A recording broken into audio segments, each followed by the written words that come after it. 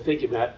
I just want to clear up the name of the person I mentioned yesterday in a press meeting was, the UNRWA Teachers Association of Lebanon is actually Fateh Sharif Abu El-Amin. That's going to get it off the top of the mind and apologize for getting that name wrong. But I wanted a couple questions regarding Israel. No need to apologize. I get things wrong up here all the time. Well, I appreciate it. In light of October 7th, Israel attacked memorials. Hold on. I don't think I can let that snarky comment pass by.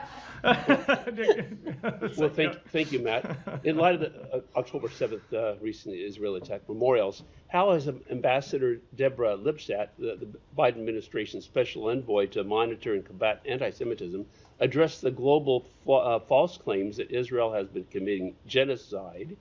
And why has the ambassador, whose portfolio is to combat Jew hatred, been silent about the most virulent Jew hatred? And just a quick follow-up. So I think that is a misrepresentation by far and a mischaracterization of her work over the years since October 7th and her work since she assumed that position. She speaks out on a regular occasion against anti-Semitism anywhere it occurs around the world. You only have to look at her public statements, her public appearances. She has been a vocal advocate against anti-Semitism.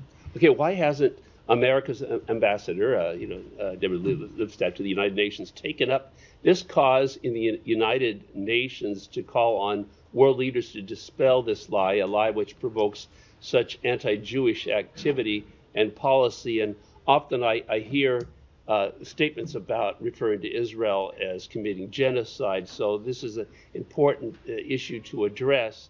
So why hasn't America's ambassador to the United Nations taken up this cause at the United Nations to dispel this lie? We have spoken to it at the United Nations and made clear what our position is. Yeah. That we do not believe that Israel is.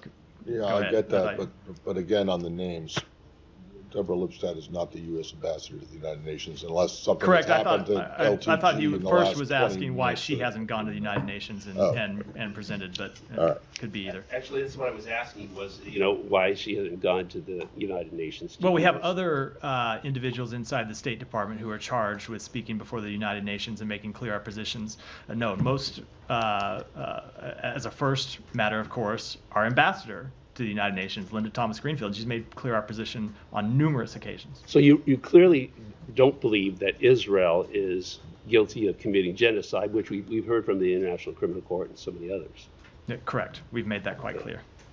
Thank you.